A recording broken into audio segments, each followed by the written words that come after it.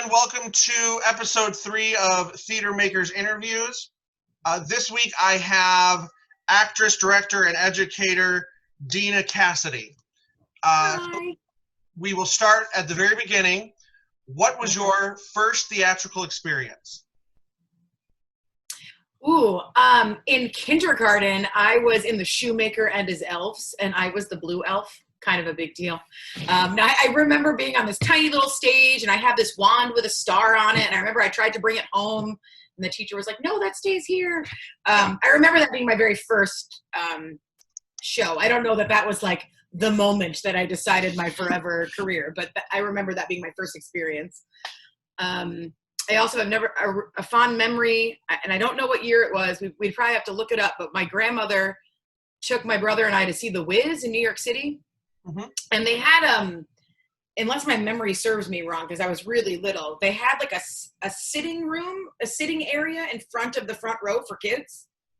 I remember sitting on the floor, but now I'm thinking, how on earth could we have seen? But anyway, I remember sitting on the floor, and like a week before, my mom took me out for red shoes. It was like very important to me, but there are no red shoes in The Wiz, but I think I just associated it with The Wizard of Oz because I was little. Right. And we got into an argument in the store because they didn't have my size, and I was lying that they fit. I had to go in the red shoes. So those are my first earliest theatrical memories. What was it that made you fall in love with theater and performing?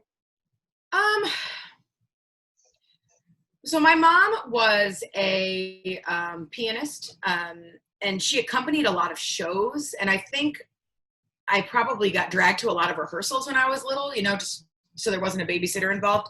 But my mom was also British, so I grew up like Julie Andrews was like second mom.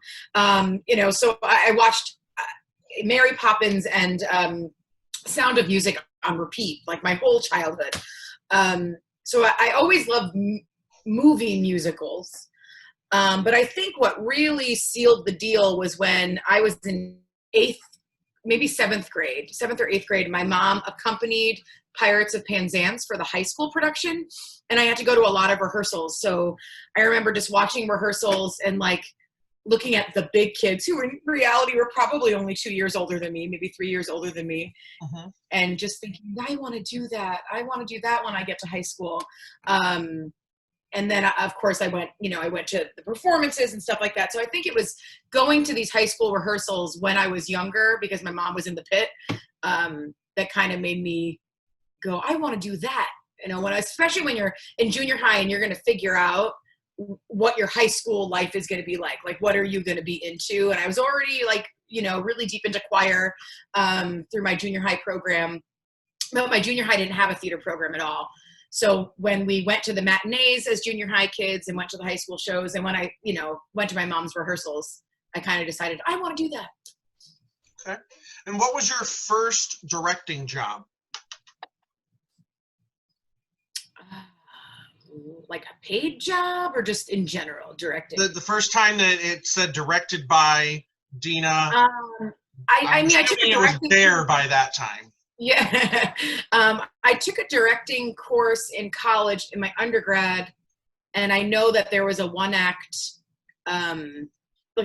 festival, a student-directed one-act festival. So I did that. And then when I lived in New York City, I kept finding myself in these positions where I was doing children's theater, and that's kind of how this whole thing started for me, because I always wanted to be a teacher. Always. I wanted to be a history teacher specifically.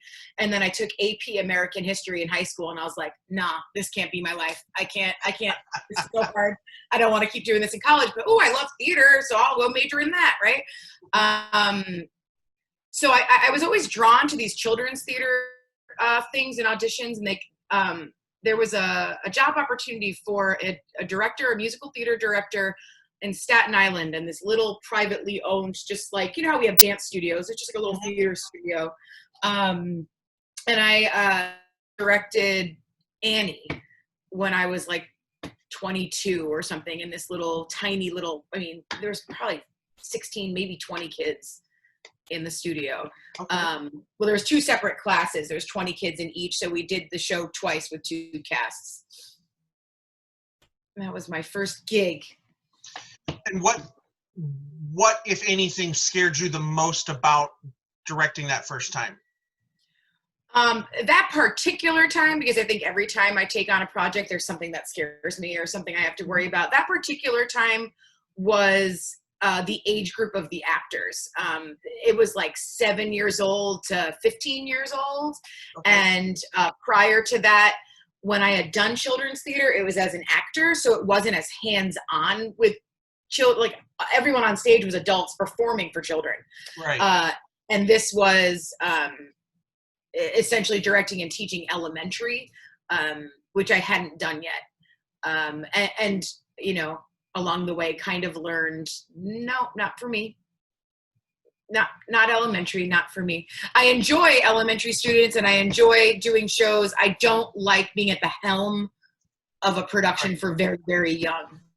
And I think it's important to realize for yourself, like when you're an educator, like what age group works best for you and who you work best with, and just that, like, I'm not good at the cutesy wootsy stuff for second grade, and that's okay.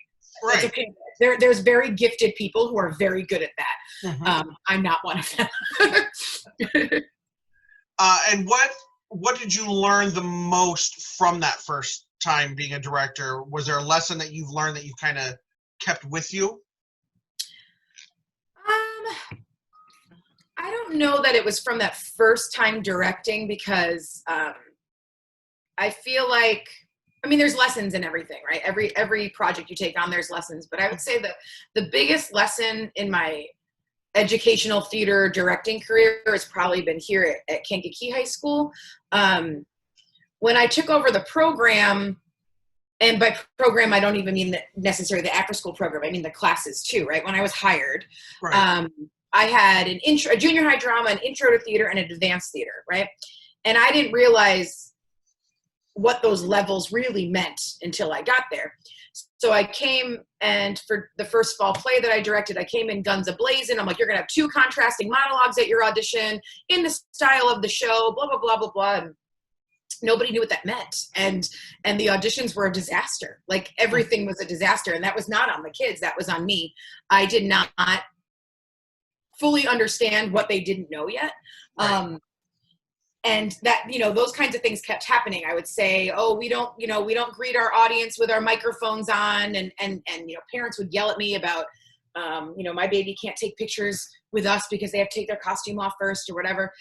So the biggest lesson that I've learned through running this program is that in order to make really, really big change, you need to make small little changes along the way. And you can't slap people with all of the change at one time, right? And it's like anything else. And I know that in every other aspect of my life. And I don't know why at first I just thought I could just do all these things without really, I think it was just a new teacher mistake, right? Not really assessing where people were first. Right. No one goes on a diet and says, I'm going to eliminate all carbs, drink a gallon of water a day, and work out 7 times a week. No, we make small little changes until they become habits, right? So I think that the biggest thing that I've learned, you know, almost 9 years I've been at Kankakee, was that in order to make big change, we have to make small changes. And now I've made so many small changes that they're habits now. Right. My kids know that they would have to, you know, need 2 contrasting monologues or 1 monologue, depending on what we're doing. They know that that we're not going to invite friends into rehearsal to watch. You know, it's just taken time to make all these changes. Did you get any advice before you went in for that first time with directing? No. Nope. It was just throw me to the wolves.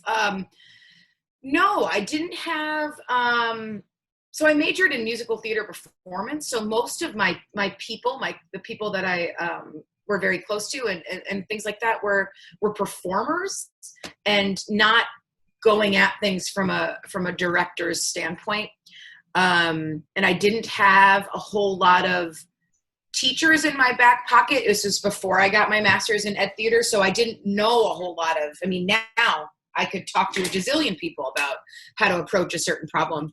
But at the time I didn't. So I think that was partially what made me learn so much was that it was swim or drown, you know, because never directed a show. Let's start with a big musical with an age group I've never worked with, you know, and all those kinds of things. So I think, although I didn't receive any specific advice, I did learn a lot just by doing, right? Okay. What is the hardest decision you've had to make as a director for the good of everyone involved in the production? That's a good question. Okay, I think I have two that are important to me. So when I was talking a minute ago about those big changes, one of the changes that I made was really just a behavioral change with students about, you know, lateness was a problem and absenteeism was a problem and things like that. But, you know, so I instituted, you missed 3 rehearsals and I'm going to recast you, right? Because we all need to be here.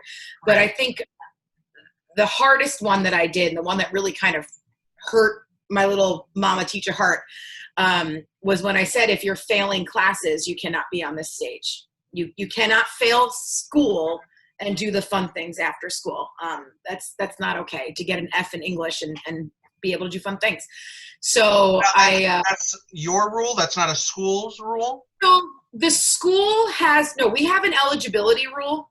Okay. At the time, it's different now, but at the time, 8 years ago, I found it to be too lenient. It was like, it wasn't about Fs necessarily, it was about GPA, right? Oh, and so okay. they could obtain that GPA, I don't even remember what the goal was, but still have 2 Fs. And, and I'm like, no. So I was allowed to up the ante because I ran the program. I was allowed to have my own rules as long as they didn't go against that, you know. So it was Charlie Brown. It was the first show I directed first musical I directed at Kankakee High School. And it was a tiny little cast. We had a very small program at the time. I think I had 27 kids in the show. And now we have 70 kids in a show. So it was small. And I said, no Fs, no Fs, no Fs. And then I said, I'm gonna do another grade check 3 weeks before the show, because I would need 3 weeks to recast, reblock, re-rehearse someone, get costumes. And I had to remove 7 kids. And it sucked. And I think it was really important because besides a kid or 2 here and there, it's not a problem anymore. I think people were calling my bluff. And I think that made a huge difference. And it hurt to do it because I there was tears and they were so sad. But I still stand by that decision. You can't be failing classes and be on stage. Right. And then the other really hard decision was one of our 1-acts. I do a 1-act, evening of 1-acts every semester with my classes. So nothing to do with the after school program. And we were doing a play called Baby. And it's actually a really clever little play about a baby who's not yet been born, who has a life coach who gets to go meet her parents. Very funny. And there were 2 kids in the cast that I don't know, they were typically very reliable, but they just weren't memorized. They just couldn't get there. And it was the week of the show, our tech week. We were doing run through, and it was disastrous. It was just disastrous. And the people that worked really hard, that knew all their lines, I could tell that they were not only worried, but really embarrassed. And I don't want to put my students in a position to fail. So the day before, it was our last run, and it was still a disaster. Only when those particular students were on stage and they didn't know their lines. I just asked the kids, I said, all right, raise your hand if you want me to cancel this show. And every single kid rose their hand except for the 2 who didn't know their lines. Because they knew it was on them. I think they knew at that moment it was on them. Right. And so it was a cast of 13, 11 wanted to cancel. And so I canceled. I had to email the whole staff. I had to cancel a show, and I've never had to do that before, but I won't put my kids in a position to fail. Right. And I did a lot of reflection after that time. Was it my fault? And partially, yes. Since then, I've instituted memorization quizzes, every 20%. On this day, you're going to show me the first 20% of your lines. A week later, the first half of your lines. A week later, the next 75%. those little goals, some kids really need that. Some kids need deadlines. So it was a hard decision to make, but again, I stand by that one. I think I would do it again if they were in that position. What do you look for when you are watching people audition for you? So I look at both, and maybe it's because it's students. Maybe I would have I don't think it would be a different answer with adults, actually. I look for on-stage and off-stage behavior. So on stage, I'm looking for someone who's prepared. If someone comes reading a monologue from their cell phone, you did not respect this process enough to have to spend the time, which makes me question, are you going to spend the time at rehearsal? Are you going to learn your lyrics? Are you going to learn your choreography, right? If you can't prepare, or won't prepare, not can't, a 2-minute audition, how hard are you going to work in this process, right? Right.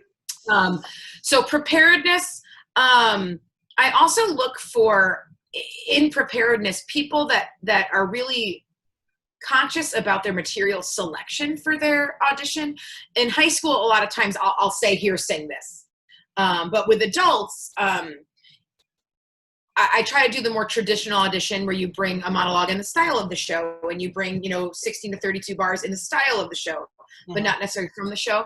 So if you're wanting to be considered for a certain role, and let's just say I don't have a little form that tells me what role you want to be considered for, because that is I think that's a educational theater and community theater thing. I've never been to a professional audition and been able to say, I'd really like for you to look at me for this. Like, they decide what they're going to look at me for, right?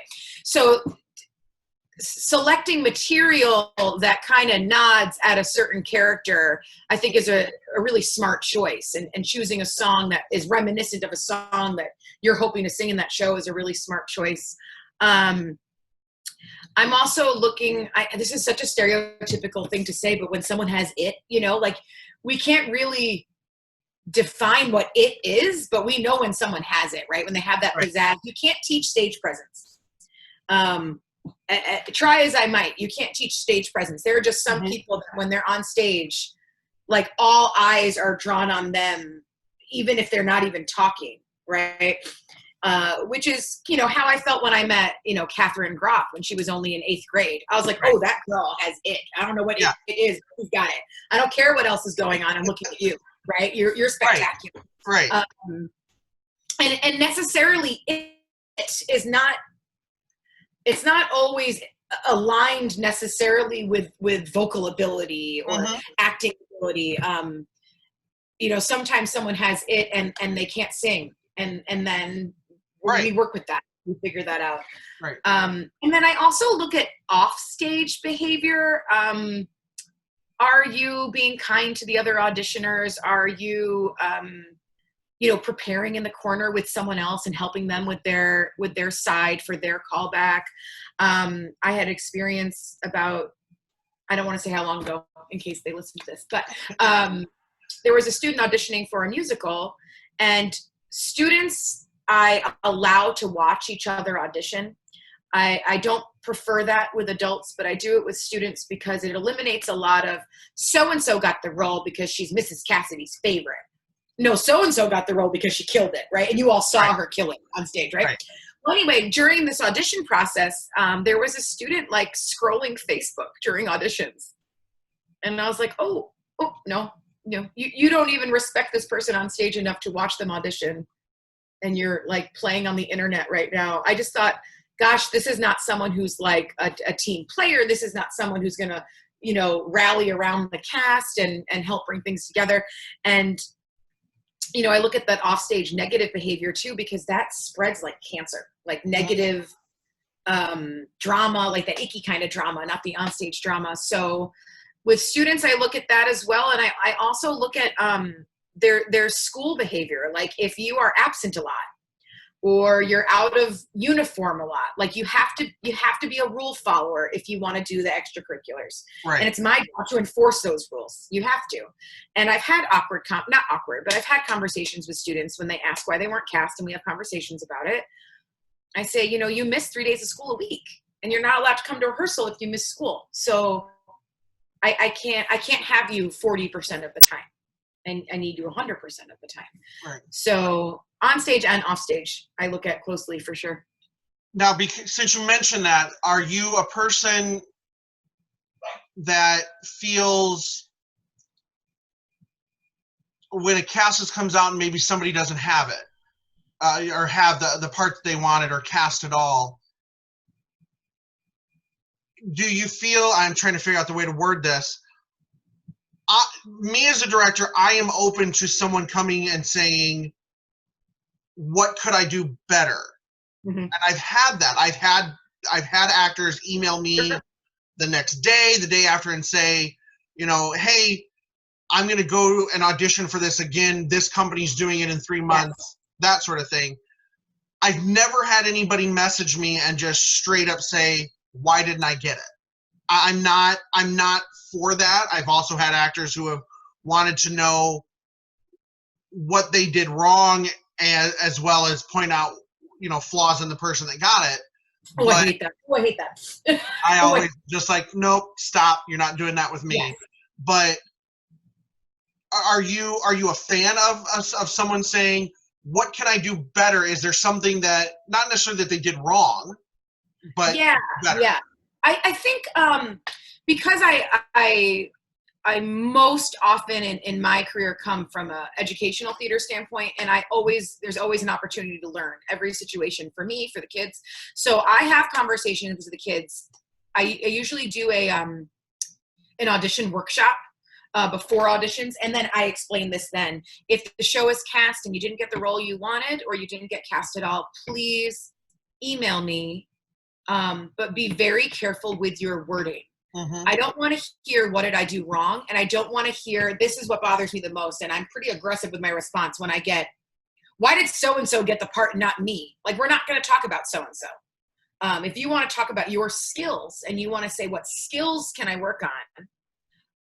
I would love to have that conversation so they could be better prepared for next time. I reach out to everyone who was cut, and I email them and I tell them, you know, thank you so much for your bravery in auditioning. It takes a lot of gumption and a lot of bravery to do your first audition. Mm-hmm. You know, there's a few skills I would love to work on with you. Could you consider taking Intro to Theater in your schedule next semester? You know, because a lot of times the trouble at my school is there's a divide between the kids who are in my classes and the kids who are not. Not a divide like socially, but like with skills, right? The kids who are in the class audition for, because we work on that in class. But I am totally open to those conversations. I do ask kids to be careful with their wording.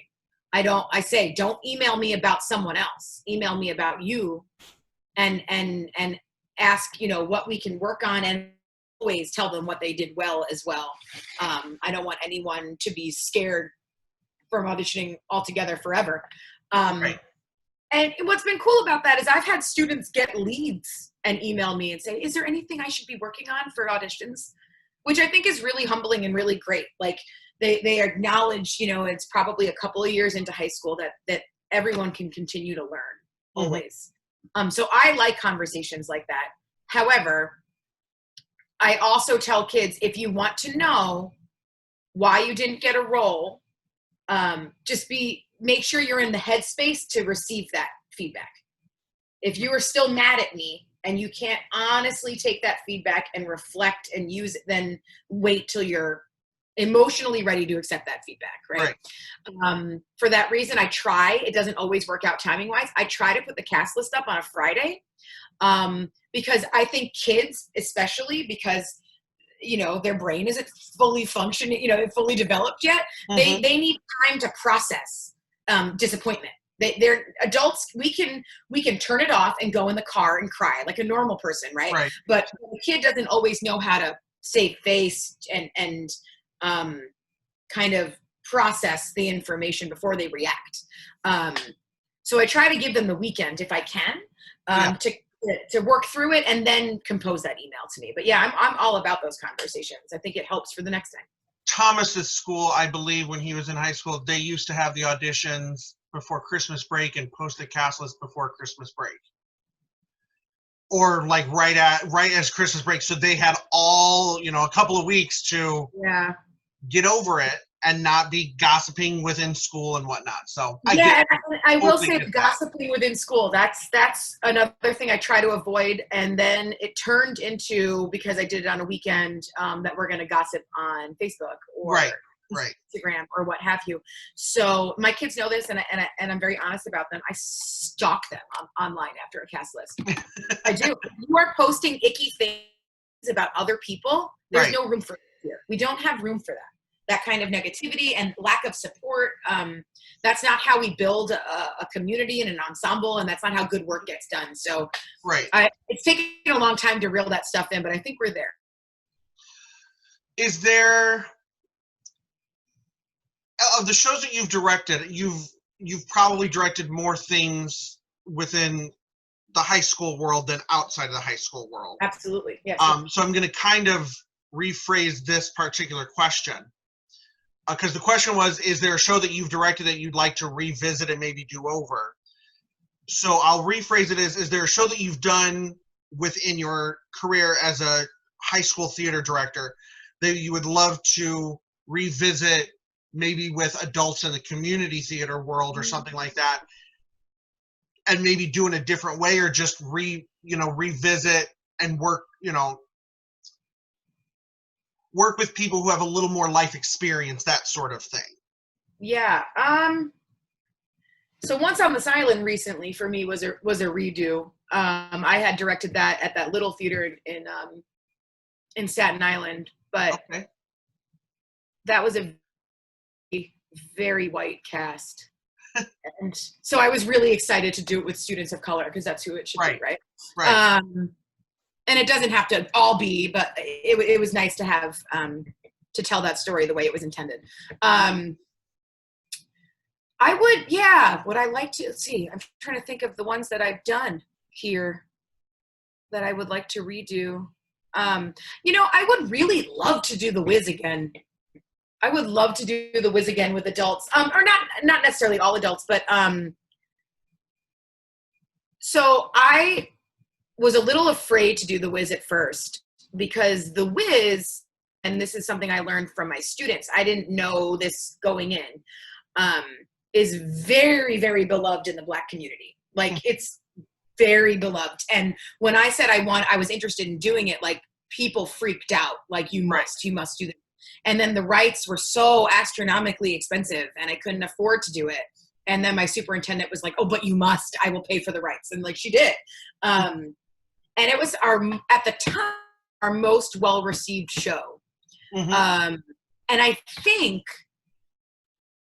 the reason I had wanted to do that is I saw this disconnect in the makeup of our community and the makeup of my audiences. Right. My audiences are so white, right?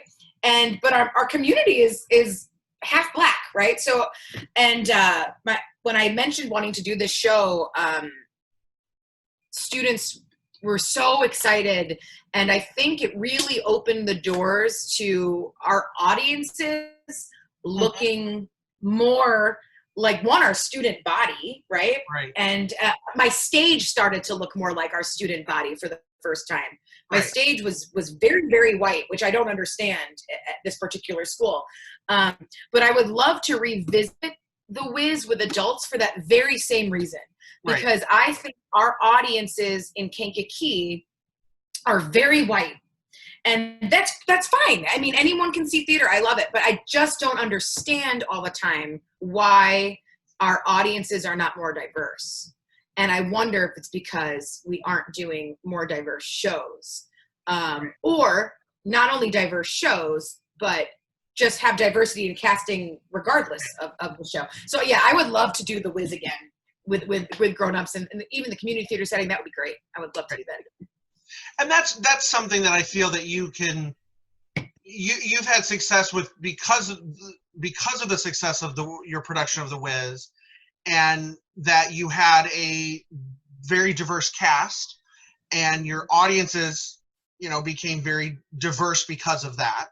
You now have that ability that you could do a show that isn't, because you've gone and done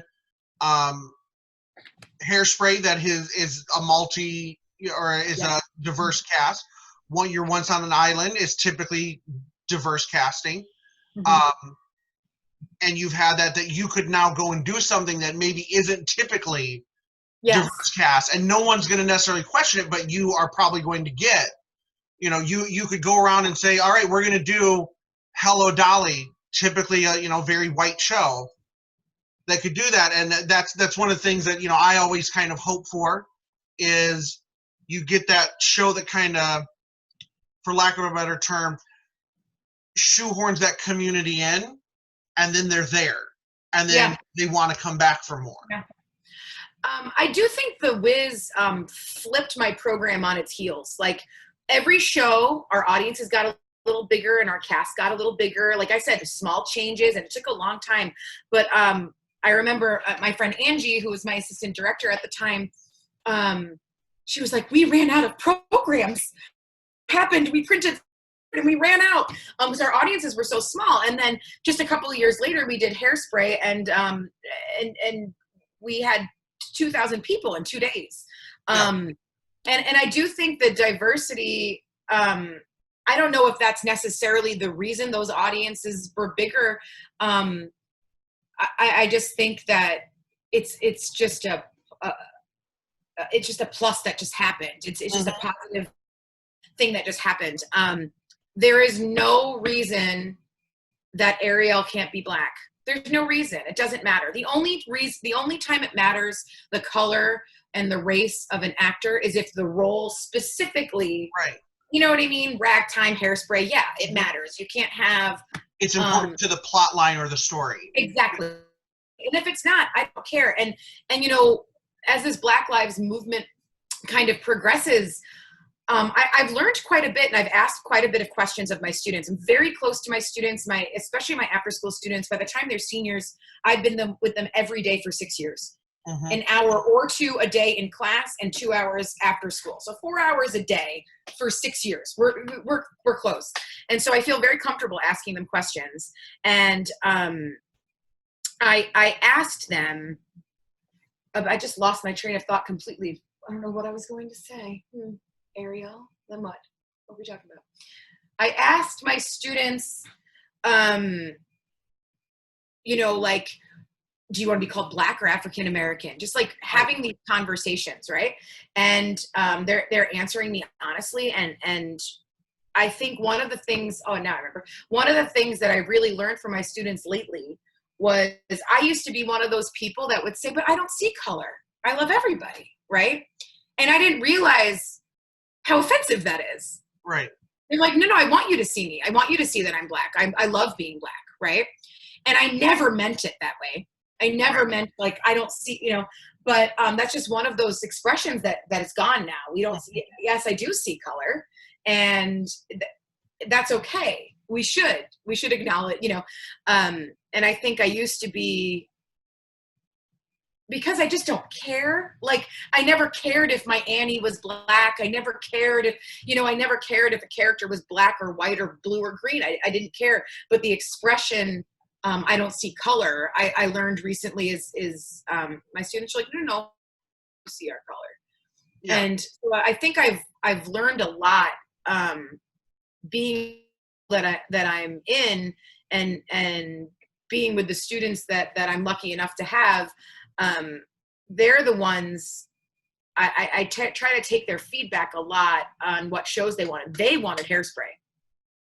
I was afraid to do Hairspray, because it's huge, right? It's expensive, and to be honest, I didn't think I had enough white folks. It's like the opposite problem that most high school, not most, but that theater companies have, theaters have.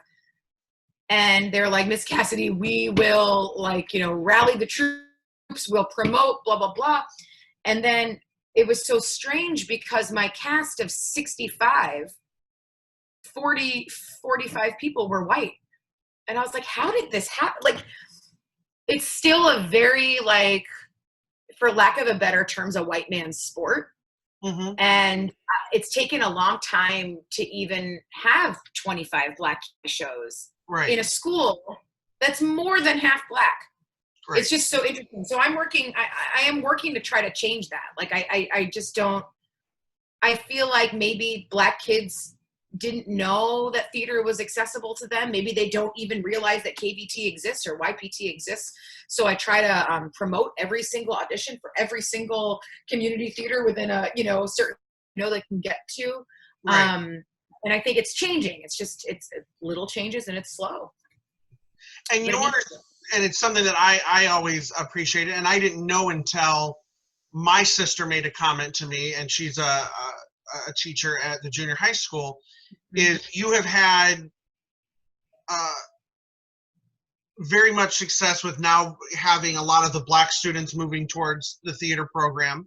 Mm-hmm. And you have had a good mix of, white students, Black students. You now have some Hispanic students now joining in the mix. Mm-hmm. But one thing that I appreciate that you've done, and maybe a lot of people don't realize, is, and I don't know how many of them you have had. I know specifically one. You've had special needs students in your shows. Yep. And that's something that I think scares not just, teachers, but even out in the community. That can be a scary thing to think, not just special needs as far as cognitive things, physical special needs, that sort of thing. People instantly see those people and go, oh God, what do we do? Yeah. I look back on one of the last shows that I did as a kid with YPT was Alice in Wonderland, and our dormouse had to use a walker. Yeah. And I don't think I guess because, my mom worked at Shapiro for 28 and a half years. From the first day of read through, and I saw that, and in my mind, I never thought, well, that's weird. Like, why would, I just never thought that. Right. And then as it progressed, I started thinking, oh God, our audience member is going to go, and not even audience, because obviously you perform for kids. I never thought about how the kids would react during the school performances. I started thinking, how are the adults going to look at this and go, well, that's unrealistic, where it's Alice in Wonderland, because that's so realistic. Right. But it made me think, never in my mind did I go, oh God. I started to think about that, and I was in, I don't know, I think I was a freshman or sophomore in high school at the time, and I was thinking, oh, is that gonna take them out of it? Is that gonna be bothersome? And then even more to think, why do I care? Like, I don't care. It shouldn't matter. If they have a problem, that's their thing, not mine. Yeah, I think, so I know who you're talking about, and I love him. I do have special needs students in my shows, and I have special needs students who audition, and I think that's one thing that's, for lack of a cliche term, so magical about theater is it is a space for everyone, and it should be a space for everyone, right? And so when we were talking before about there wasn't a lot of Black kids in shows and in theater in general, right? And that's something we're working on as a theater community, both professionally, educationally, community. We're working on that. Special needs people in shows equally, as represented, and it's equally not okay. I mean, It should be a space for everybody, and there is absolutely no reason why someone can't have a walker in a show or a wheelchair in a show. It's my job as the director to make it work. And I think one of the things, when you said people get scared, theater makers specifically, I think it's because if there's a cognitive delay, or there's a physical inability, or they maybe don't have just the typical abilities that everyone else has, is that gonna ruin a song or ruin their number or whatever? And a long time ago, I just decided that I don't care, because theater is very space. Think about educational theater is 100 times more process-based, in my opinion, because as we're going through the process, we're not only putting up a show, right? I'm teaching skills that a professional actor would already have going into the rehearsal process. Like, I'm teaching just sometimes simple things like stage directions and cheating out and projection, these things that are so easy to you or I because we've done it for so long. It could be some kid has never heard that term before, right? Right. In the same breath, I'm teaching social skills, right? We will accept anybody who is on the stage, anybody who is in this room. And something that has really warmed my heart through the years is how my casts have taken those kids, and this kid that you're speaking of specifically, their wing, and made sure that they were where they were supposed to be at the right time, made sure in the right costume, helped him with his buttons, you know, made sure he knew what was going on, what he needed to be, made him feel included. And I think that although my students, my neurotypical students might not see how special that is right now, I think they will when they're grown-ups, but I know that my special needs students know it now, and they feel it now. And I think that's super important that they also have a place. And one of my favorite experiences at KHS so far, it was this tiny little show.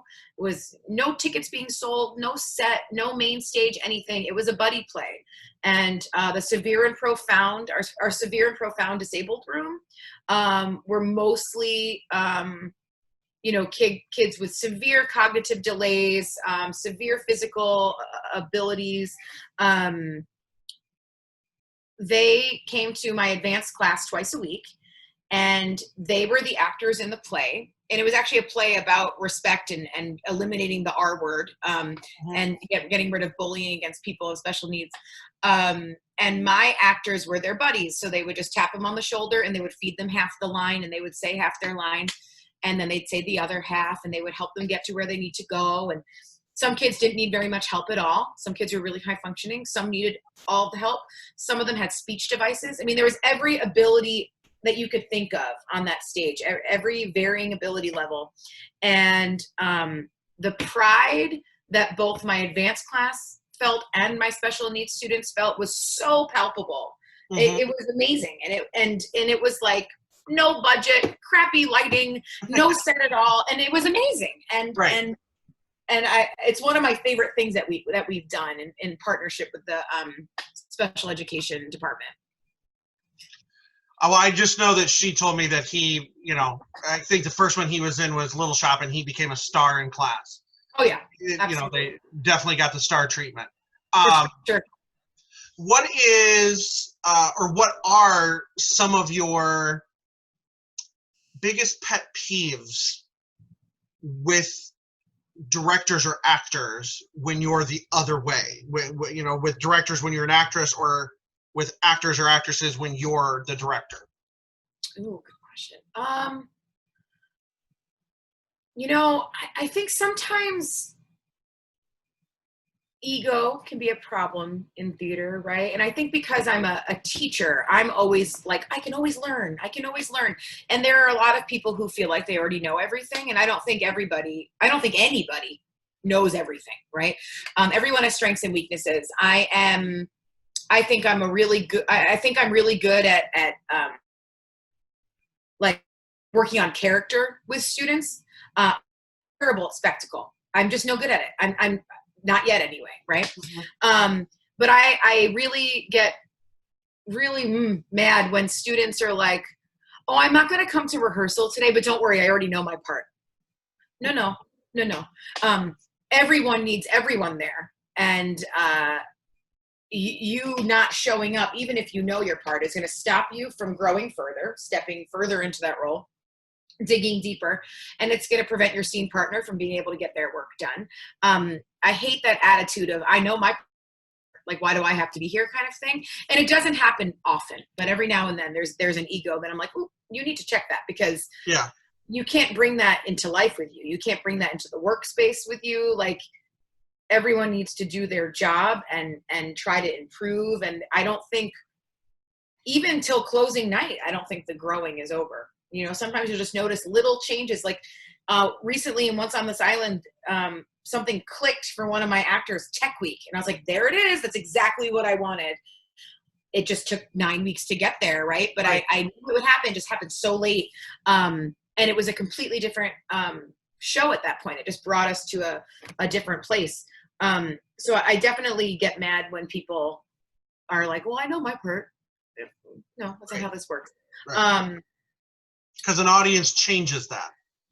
An audience completely changes, you know, exactly how, you know, you think this line is supposed to be this way.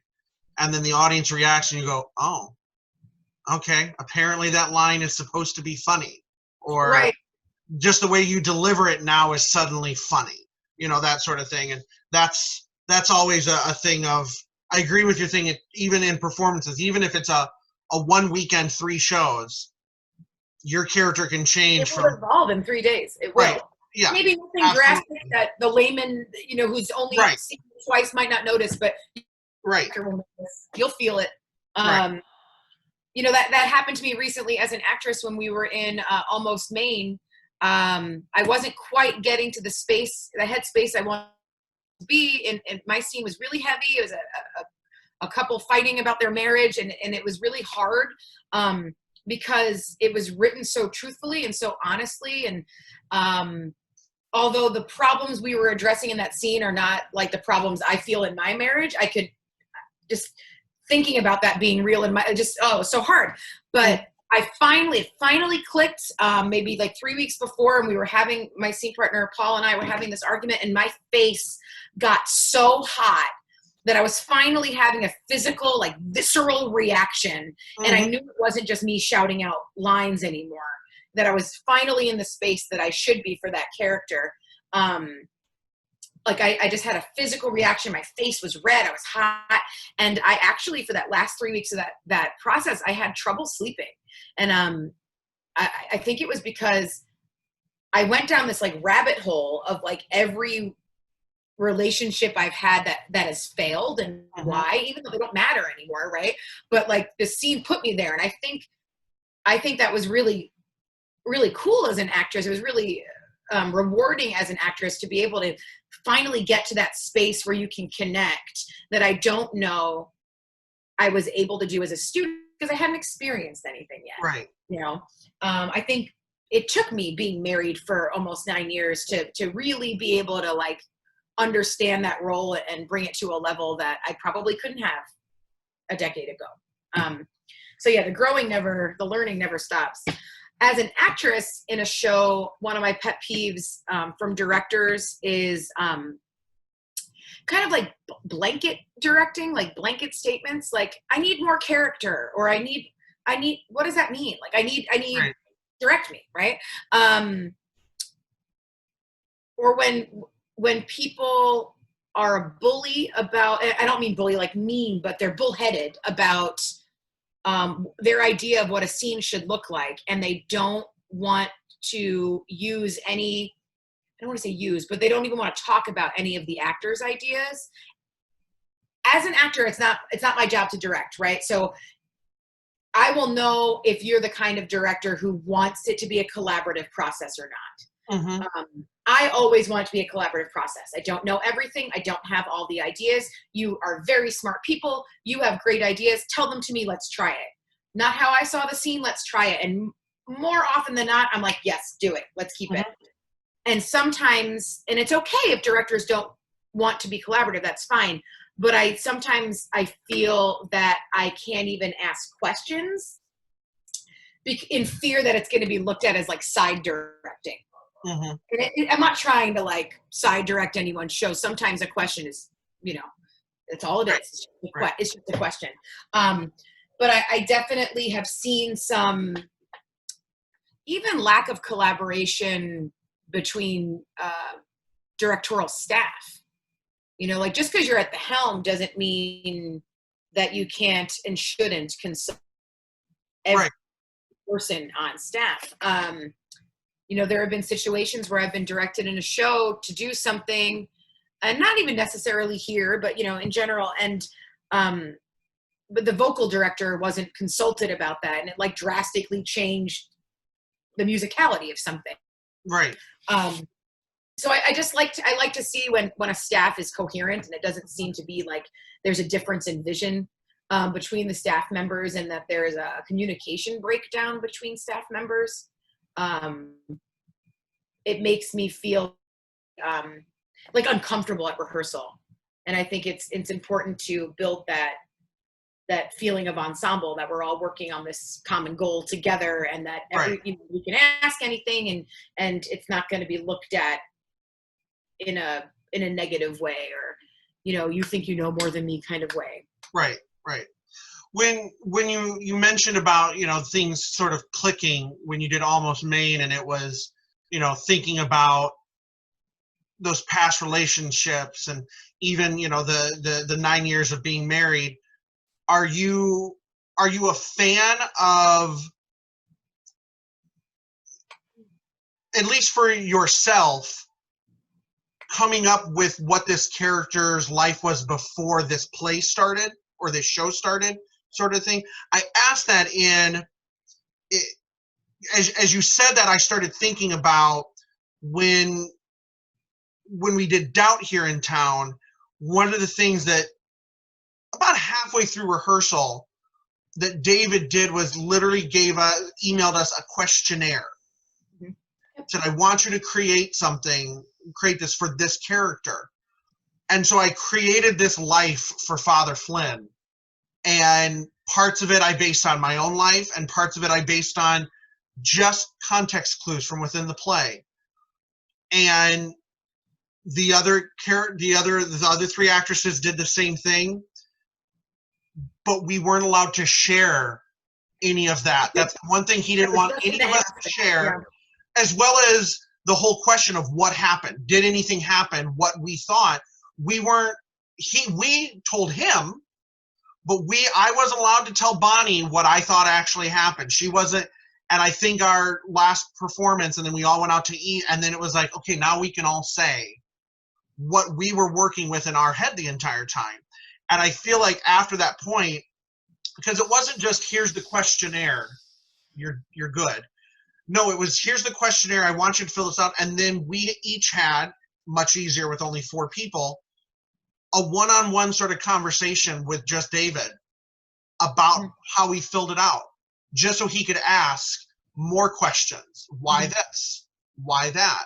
You know, and that sort of thing. And I feel like it definitely changed right after that. And that was maybe, I don't know, 3 or 4 weeks before we opened. And it made those scenes with, especially that scene at the end with Bonnie of the two of us yelling, so much different. And, you know, and to sit there and have to be angry and yell at somebody who's one of the nicest, sweetest ladies in the world. Thankfully, once she had that costume on, I'd forget, oh, it's Bonnie. And it made it much easier to yell at somebody that I felt like I didn't know. But I feel like it definitely influenced. Are you the type that, you know, because I think every good actor brings part of their selves into a character. Do you do that? Would you say that was sort of the same thing? All of a sudden you started thinking about, oh, you know, obviously there's problems in these two characters' relationship, you know, brought up, you know, your past ones. Is that something you think definitely makes a difference? Yeah. Oh yeah, for sure. I definitely am a backstory kind of director. And with students, we're just doing just a monologue, even if it's just from a crappy monologue book, not even from a play, right? I make them make up a backstory. What happened the moment before? Who were you talking to? What, you know, what happened with them yesterday? Why are you, you know, and I just think it makes it so much more believable. And I think what we were saying before, like the audience might not know, but you will know. And because you know, you grow and the character shifts, therefore it becomes a better performance for the audience. They just don't see the growth. They just see the final product. Right. Definitely a backstory for the character is really important. There's this like 3-page document I give students in like my most advanced class, asking, you know, where are you? And then it breaks it down. Like what country, what state, what town, what house, where in that house, what does it look like? It's to get away from these generalizations that actors make, right? Like I'm at home. I want more. Where are you at home? What's around you? What's distracting you? You know, same thing when they're doing a monologue and I'm saying, who are you talking to? Myself? No, that's not strong enough, because there are people that sit around talking to themselves that much. It's one thing to be like, where are my keys? Talking to myself. And it's another thing to deliver a 2-page monologue to yourself. Right. That is crazy, right? So unless your character is actually crazy, then maybe we can talk about it. who are you talking to and why are you talking to them and what do you want? Right. And do you get what you want? Maybe the monologue ends and we don't know, but I need you to know if you get what you want. So yeah, that stuff is important to me. And I think the reason the Almost Maine click didn't happen until about 3 weeks before is because the memorization was so intense, because Right. it's just two people Mm-hmm. while I was directing a show and teaching and Right. being a mom and stuff like that. So I think I kind of compartmentalized my jobs for that show. Like, first I need to like get the blocking, then I need to memorize. And once I'm fully memorized, then I could go there. Mm-hmm. And I think that's a lot of people's processes. It's hard. Like when we were talking about those little changes that you make before, it's hard to do everything all at once. So once you have the memorization done, and I do think memorization does inhibit people from being able to make physical and vocal choices and backstory choices. And that's why I urge my students to memorize as quick as possible. Like, memorizing is not an acting skill. And this is sometimes a disconnect in my intro class. I'm like, if all you've done is memorize your scene, you literally have done no acting. Like, all you did was memorize it. That is the very tip of the iceberg so that we can get into the real world. And since my intro classes are often, sorry, I moved my camera. My intro classes can often be people who necessarily didn't want it, and there they are. And sometimes I have a lot of athletes that are like, you people are crazy. Like, zip, zap, zap, what are we doing? Like, so I try to put it in sports references for them. I'm like, listen, if you're on the basketball team and all you know how to do is dribble, you're not going to be a good player. Right. That's all you know how to do. Right. So once those basic staging and blocking and memorization work is done, then I think we can really dive into characters. So when we were talking before about pet peeves from directors, I think ultimately when I said I hate when people are like, I need more character, to kind of expand on that, what I mean is the lack of questioning. Like, my directing style is I ask tons of questions. And at first kids are like, oh, but then they figure it out. Like, hey, you moved from stage left to stage right. Can you tell me why? Oh, I'm sorry. Was that not the blocking? No, I don't care about that. Justify it. Right. Why did you character? Why do you felt you needed to move from left to right? And if you can justify that, it stays. Right. So I ask a ton of questions, and I think I get frustrated when directors don't, because I don't know what you want then or what you want from me. And I'd rather the process be questioning and let the actor grow and get there, as opposed to do this and feel this way. That directing style of just telling someone what I don't think that's directing. I think directing is probing and questioning and throwing wrenches in so they react honestly. So if I have a character who is supposed to, say you and I are having a fight, and I am supposed to leave the stage and you're supposed to stop me, right, from leaving, I will often pull one of the students aside. I'm like, listen, leave unless they physically make you stay.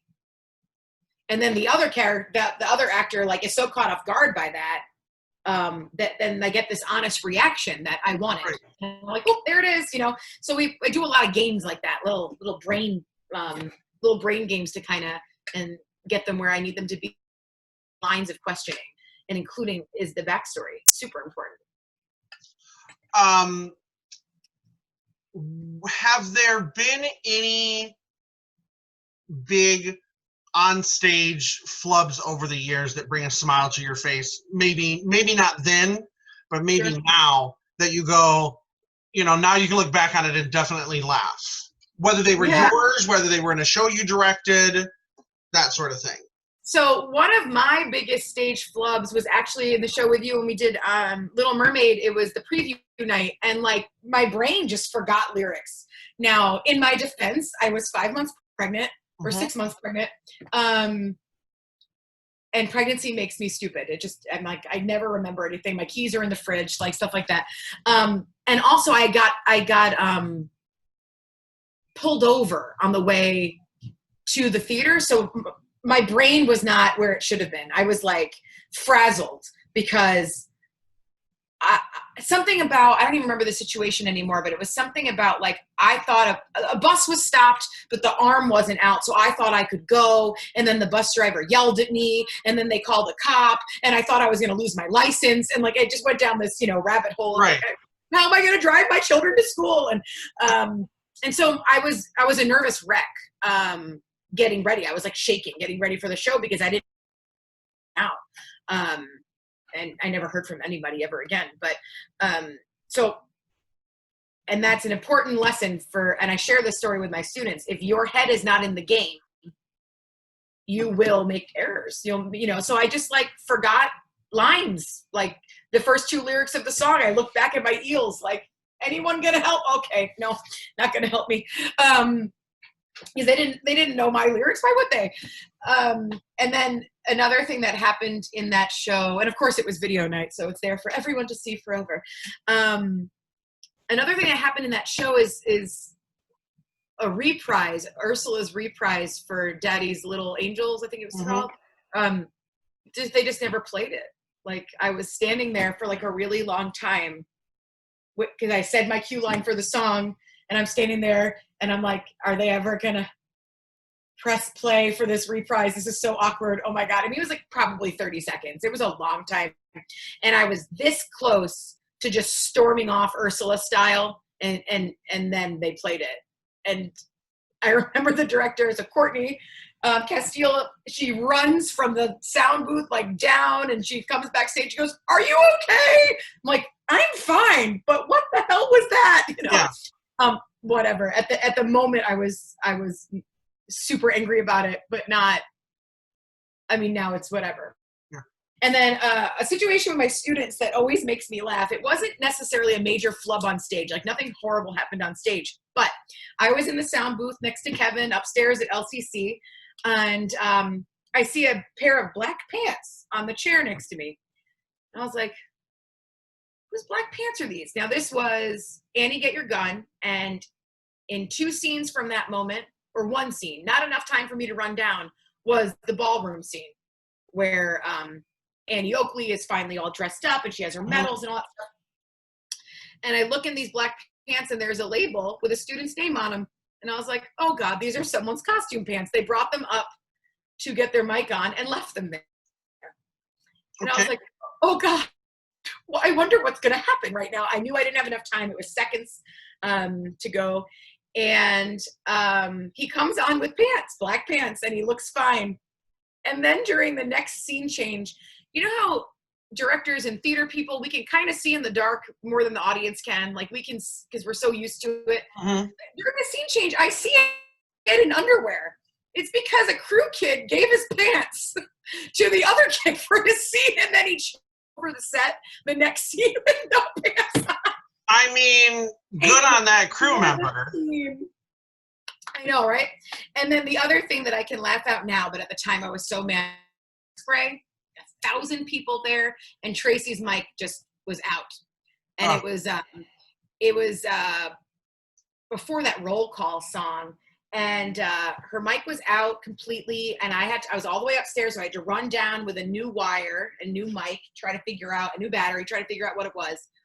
I'm much better with mics now that I've trained on them, but at the time I didn't know a whole lot. I also ran down with a handheld, and she saw me from the corner of her eye. I had the handheld, and she came running off. I gave her the handheld. Well, she didn't click it on, and she probably thought I clicked it on, but it just didn't happen in the exchange. So now she's there with a handheld, still no sound coming out. I'm like, oh God. So then my friend Jensen in the audience, who is a tech person, a very, very good, gifted tech director, she runs backstage. She goes, what can I do? And I give her all the mic pieces, and Tracy comes off. She has like 10 seconds, and she changes that wire, and play Tracy gets back on stage right when she runs through all of the nicest kids in town and goes, and I'm Tracy! And her mic was finally on, and the audience went nuts because they could finally hear her. Yeah. It was awesome. At the time, not awesome, but now pretty cool. I don't think I knew anything about those things that happened in Little Mermaid.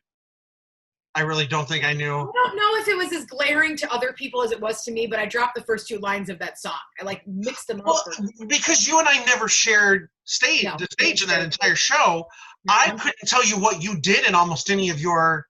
Mm-hmm. Sometimes some shows I get into just I'm going to stay to myself, and with that one, during rehearsals I was off in that side kitchen so much, worrying about memorizing my lines and the songs and all that stuff, that even during rehearsal I couldn't tell you what you did in your scenes. I couldn't, if I wasn't in the scene, I couldn't tell you what people did in their scenes. So I don't think I knew that. So that's interesting. What do you think are some of the most important lessons that theater teaches the people involved in it? Oh man, empathy. The ability to put yourself in someone else's shoes and feel what they might feel, especially students. I don't want to say most, a lot of students haven't really experienced much yet in life, right? They haven't had that many life experiences. I mean, some have, and some have some backstories that are truly heartbreaking, but I think it teaches empathy. It also teaches perseverance. I have quite a few students whose home lives might not be fabulous. And then they come to school and some of their classes or whatever, they don't really care, but they are a different person in my room and on our stage than they are at home, than they are in other classes. They feel more accepted. They feel like they have a family. I have students that have so many things going on personally and family wise that they get to just get rid of that in our class and on our stage, which I think is super important. And also, and this comes directly from students, is the confidence that over time they learn. I had a student recently, maybe 6 months ago, email me. He goes to that super smart technology and science high school up north. I don't even know what it's called. It's like one of those super smart schools that you have to be accepted into. Actually, I think that's the name of it. The super smart school. Yes, I think that's what it is.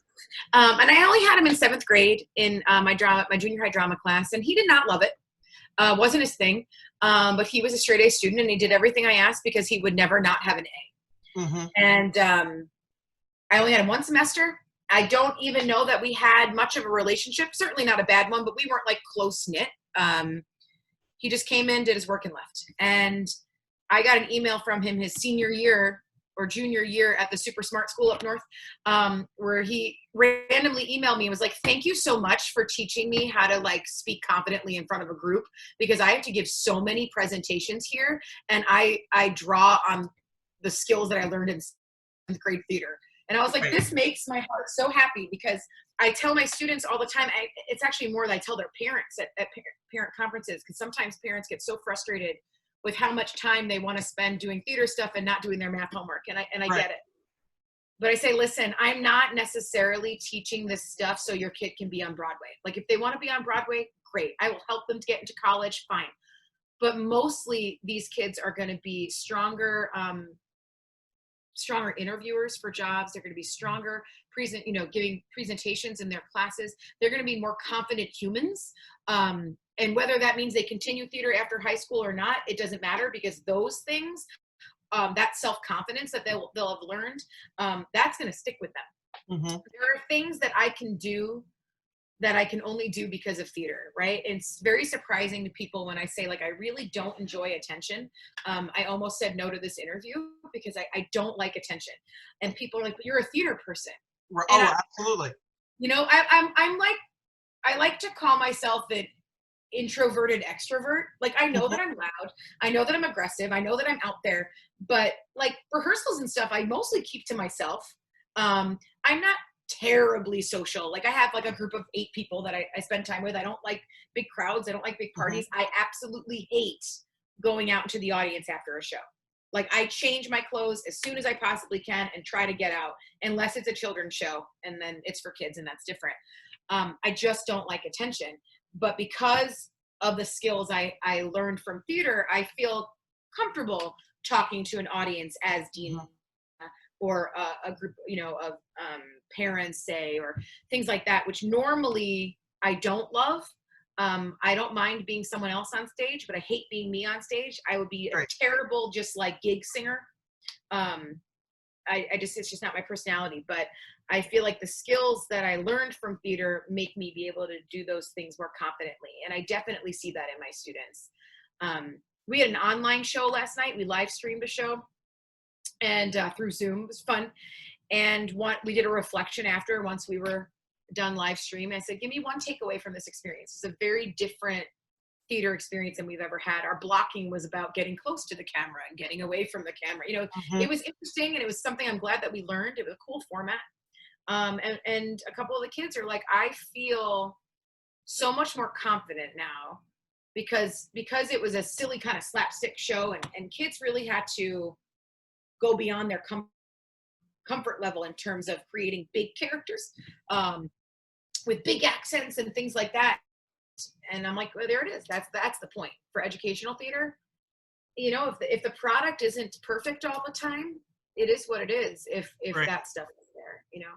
And I do think the more we work on the skills in class, and the more we build on that ensemble feeling, and the more that we make the little changes along the way, and the more that we build the self-confidence, the better the product is. I think the shows are getting better at my school every year, and it's because of all those little things added up, as opposed to me throwing a bunch of money at something for spectacle that I'm bad at. I'm not good at that.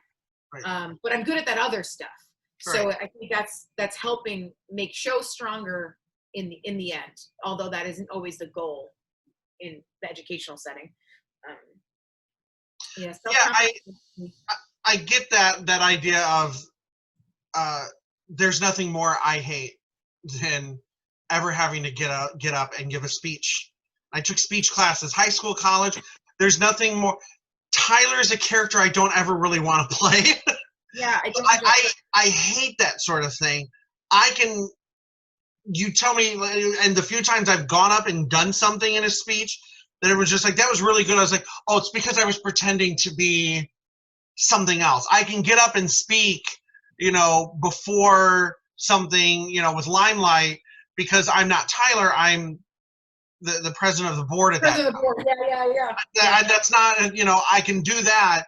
But if I just have to go up and talk me, no. And even though I'm doing these interviews, I'm just like, I don't know I'd want to be on the other side right away.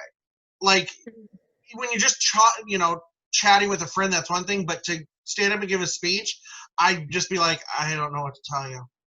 No. How many times have you seen a Kankakee High School show and there've been a pre-show speech by me? No times. Right. I never get on stage. I hate it. I'll get on the mic and I'll read a speech and I'll try to make it funny because it just makes me so uncomfortable. And that senior night that we do on Saturdays, the Saturday night show, that was at the kids. The kids are like, you know, all the sports teams do a special night for the seniors, and marching band does it too.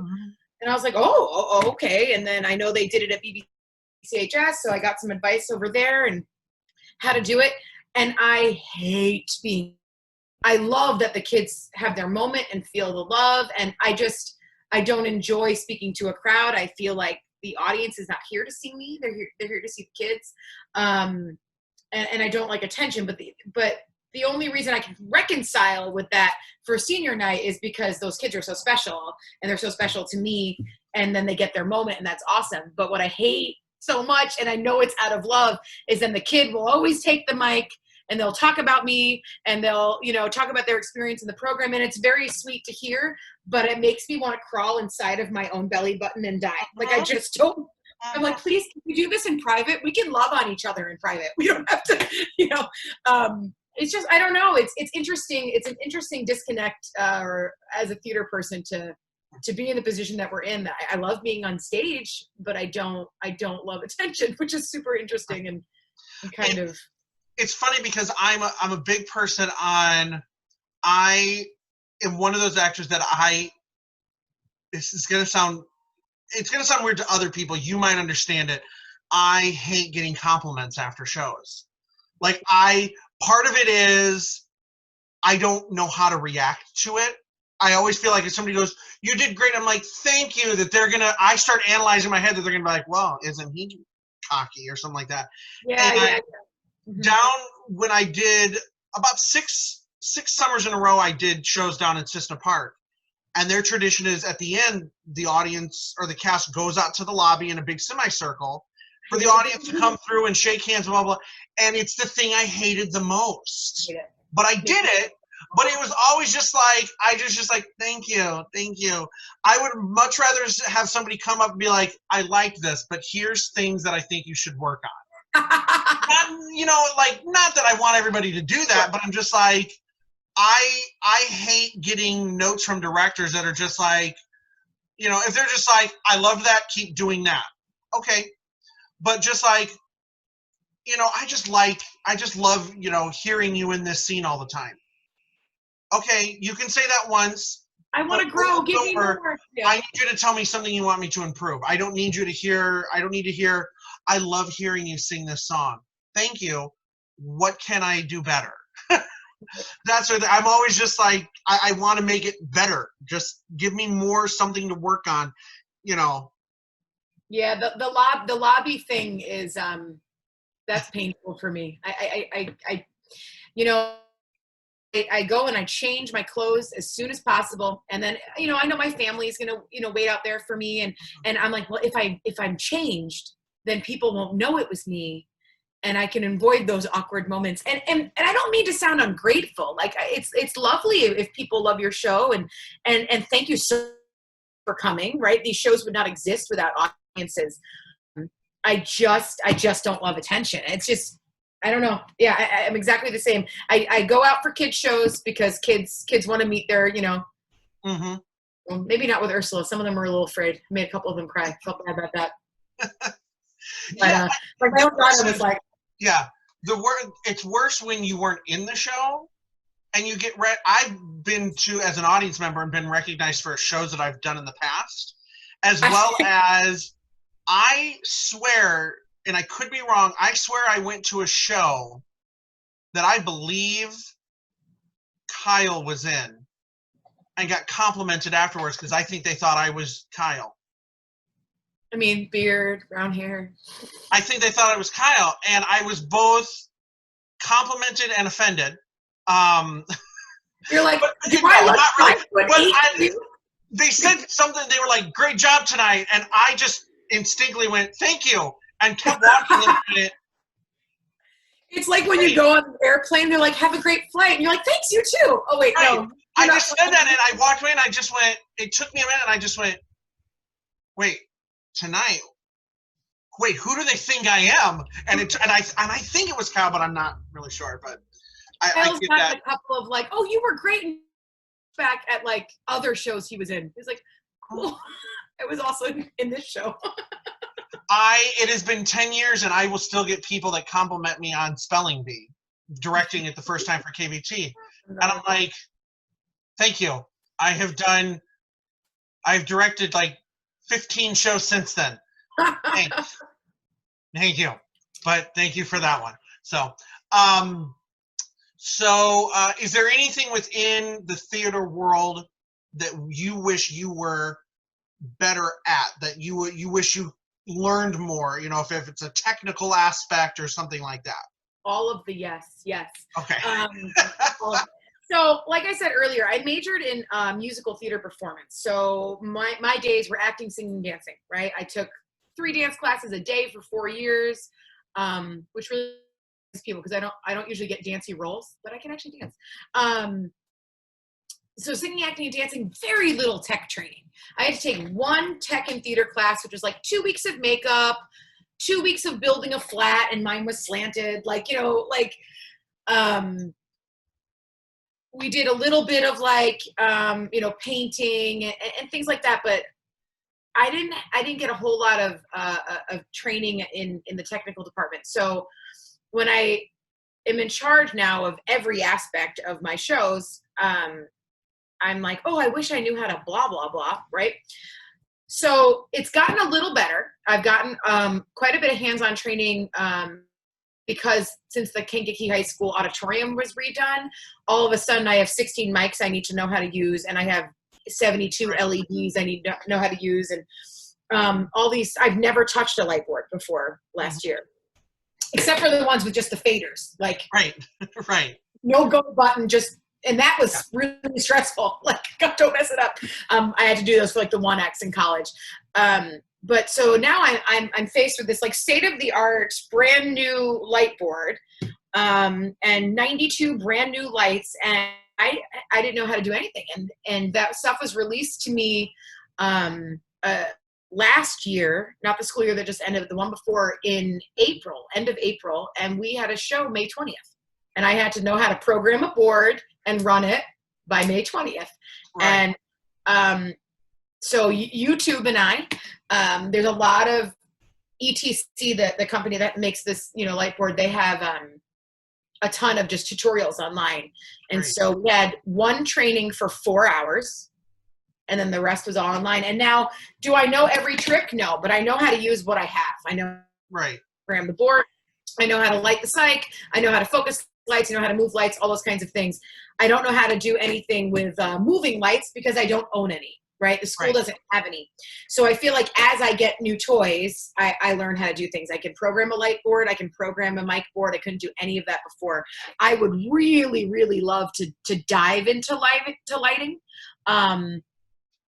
I would love to. I just don't have the toys to do it. I feel like I know how to operate what I have.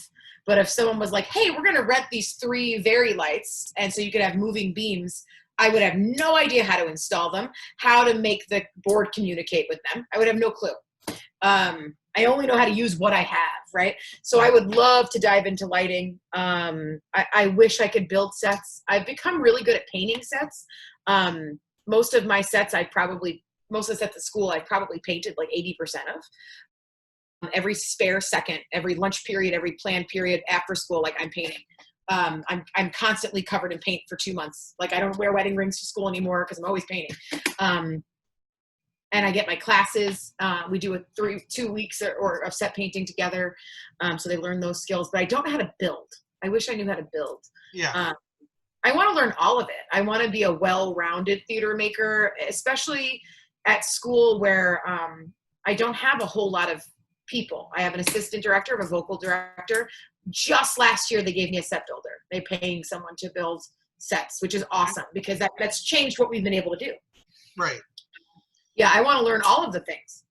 And I feel like that's starting to become more common for theater programs in colleges, that they focus a little more than, a class or a week of something, that sort of thing. I know that there's someone that, I can't remember who it was, somebody I know did like a 4-year summer intensive. Oh, and cool. Went away to someplace for 4 summers in a row. And I think they focused on 2 aspects or something like that, from like makeup stuff. And of course, those pictures are up there, costume making, set designing and building, that sort of thing. And, when you got done, you essentially, I don't know if they got a master's degree out of it. I really don't know what they got out of it other than just the knowledge, but that sort of thing of, they were like, I can put on my own basic makeup, but to sit there without prosthetics and design this thing, and all of a sudden people go, you look like what you're supposed to look like. Not often do we have that chance to, look like an animal on stage. It doesn't happen a lot, right, outside of children's theater, to do that, and not everybody goes and, for example, with the thing for Sebastian, that was me looking online and going, I'm going to look up Caribbean tribal things and mix them together to create the, because I'm like, I'm not going out there with solid red. So, yeah, right. Right. Not going out there with solid red. That's going to look terrible. I'll do something different. Right. So that's sort of a cool thing, but I feel like colleges are starting to move more towards. Yeah. Even my master's program, my master's is in educational theater, and even the course requirements now are, after 10 years are so much different. Like there's a set, I think there's a set building or, class, and it's not necessarily to learn how to make sets only, but also teach others, right? It's an educational theater program. So my reasoning for wanting to learn all these things is twofold. One, it makes our show stronger, right? We can do more if we know how to do more. We can do more on stage if we have the knowledge. Right. Two, it's because then anything new that I learn means my students get to learn it. Right. So when I became confident in learning how to paint sets, my students get to paint sets. Right. When I became confident with the light board, now my students get to operate the light board. Anything that I learn, they can learn, and that creates the next generation of theater makers, right? It doesn't have to be everyone on stage. Maybe, you know, my students in the advanced class, they direct their own one acts. We'll do 2 in each class, and you guys are directing that one, and you're directing that one, and each group of directors will come learn how to do the lights, will learn how to do the mics, and then, you know, maybe they decide, oh, acting's not for me, but I really want to be a professional singer. Like, I want that to be my life. So, you know, one of the things as an acting teacher that I felt like I have a deficit in is improv. So I've been taking improv classes throughout this entire pandemic virtually, because when I learn new things, my students get to learn new things. Right. And that's important to because I don't know everything. There are things I'm good at. There's more things that I have no clue. So I have to keep learning, right? No one knows it all. And I used to be of the mind that, you know, let me learn how to do one thing really, really well and be an expert in that one thing. And that is great if that's your career. But as a theater educator, I need to be well-rounded in all forms of theater so I can teach kids and introduce them into all forms of theater. You know, maybe that shy kid who was thrown into my drama 1 class doesn't want to be on stage, but you know what? He wanted to run the lights. And he ran the lights all through junior high and high school, and now he has his own light company, like literally. So awesome. I think those things are really important to kind of foster, you know, figure out what they want to be interested in. Not make intro to theater at my school. When I started, I made it, and this was my bad, all performance the whole year.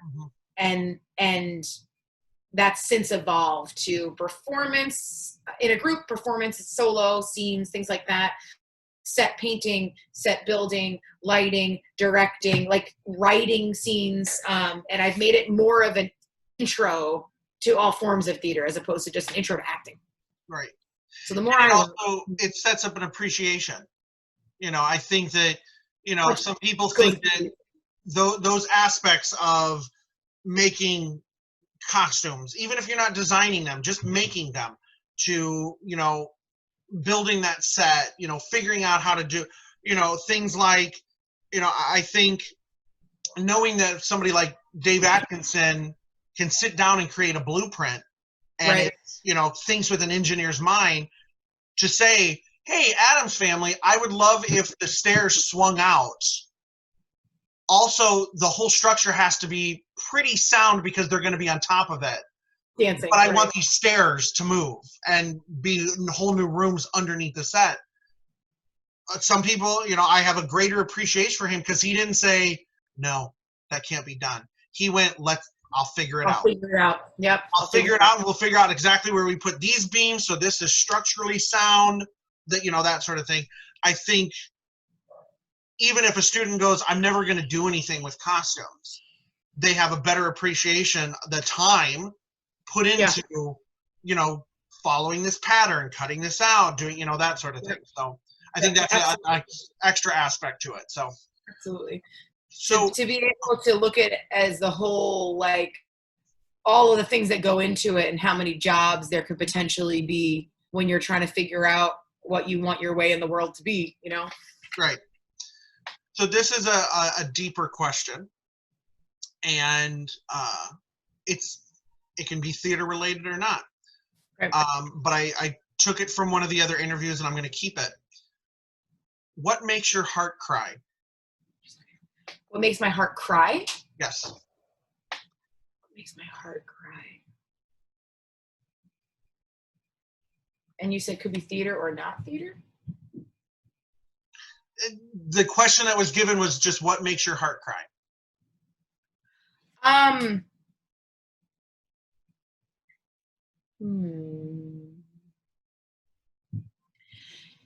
You know, my daughter said something the other day that kind of got me thinking. There's a song came on that she typically likes, and she stopped singing a couple of years ago. She used to sing all the time, and now she doesn't sing. And I said, Nadia, Moana's on the radio. Why don't you sing with it? And she goes, no, Mommy, I don't want to sing. I just want to dance. And my musical theater heart was like, oh God, why? And then yesterday we were in the pool, and I said, honey, you could learn how to sing and dance. And she goes, no, Mama, because what if I sing and everybody laughs at me? Mm. And I was like, God, she's 5. Like, how would she, like, I don't know that she's ever experienced like being bullied or anything. Like, how would she even know that? So I think one of the things that makes me so sad, especially when I'm teaching, is when kids are being mean to other kids on stage, off stage, it doesn't matter. We don't need that kind of, like, look at everything that's going around like right now, right? All this hate everywhere. I think that people being unkind to each other, it's I mean, look on the internet right now, and like all the, wear a mask, don't wear a mask, vote for Trump, don't vote for Trump. Like, there's just like, it's okay to have your opinion. That's totally fine. But to be mean to people, constantly unkind to people, it's exhausting, and it's depressing. So, and that's in class, out of class, adults, doesn't matter. That bothers me. Is it hard juggling being a parent, running the KHS drama department, and having a husband that is also involved with theater year round? Yeah. Yeah. Kyle and I, we definitely, like, maybe not Kyle. Kyle, I feel like, needs theater as an extracurricular more than I do, because I have theater at work, right? So he can only get his fix after work, right? I'm creative all day long. So sometimes I'm creatively exhausted. I'm like, I'm out of ideas. So I definitely choose my shows wisely that I'm going to participate in, and I'm not in them that often. And that's because of time. So, I only do shows that I really, really wanted to do, or if it's summer, because that's my adult time, like usually I'm with kids all day. I've had to learn a work-life balance that I did not have before kids. There was no question that I was at school 15, 16 hours a day before kids, because, I had to paint the set or whatever. I would go in on weekends and get the work done. I remember the Little Shop set was finally up, and I had to paint it. I wanted to paint it that weekend because it was tech like 2 weeks later. And I was in my first trimester of being pregnant, and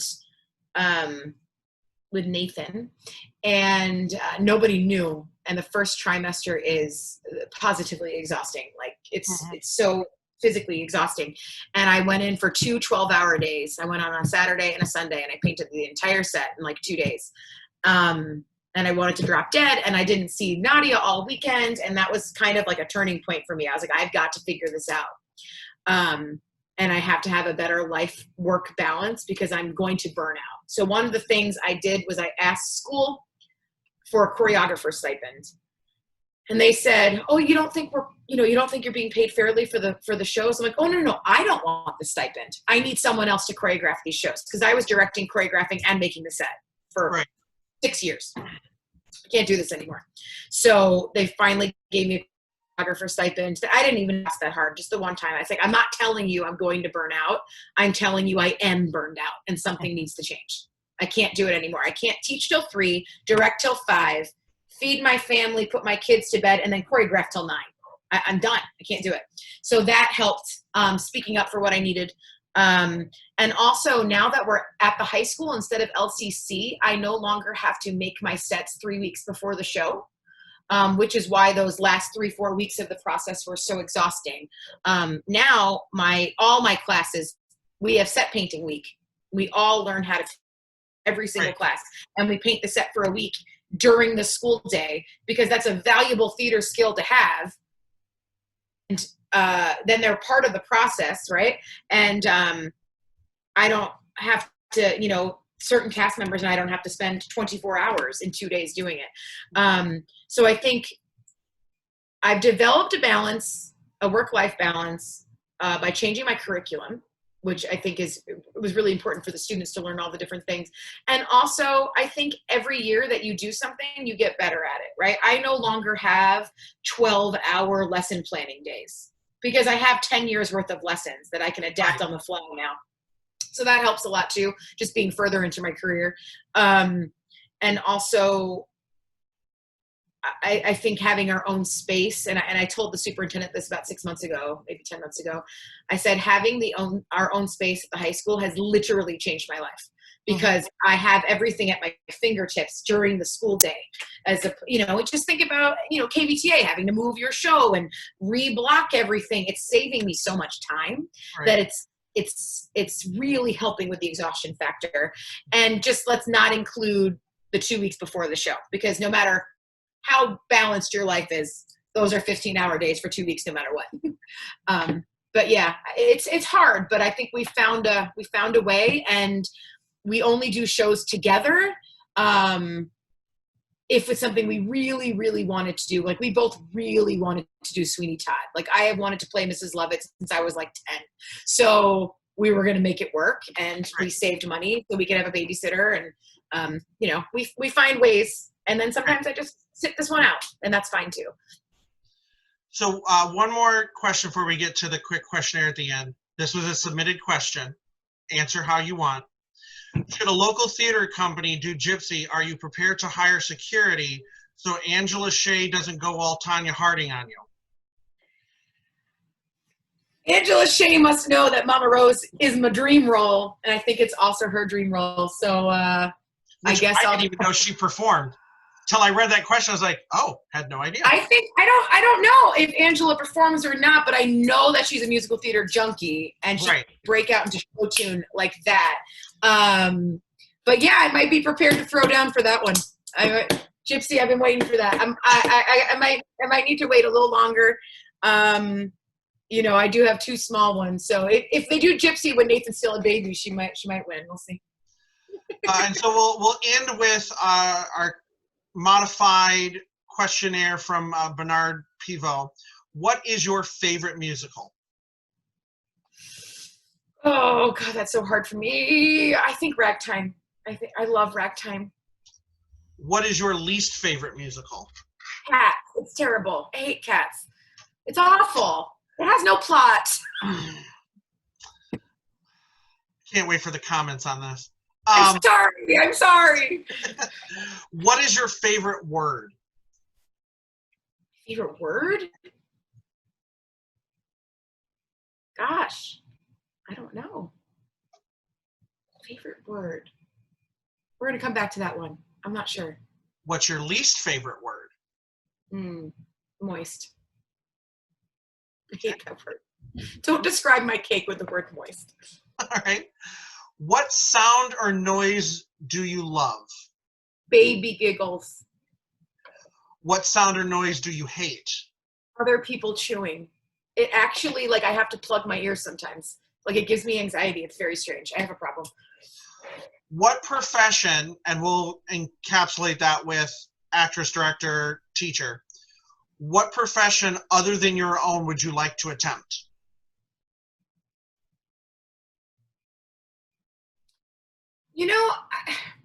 Every time I've experienced something new, I'm like, oh, I want to do that. Like when I had a baby, I was like, I want to be a labor and delivery nurse. No, I don't.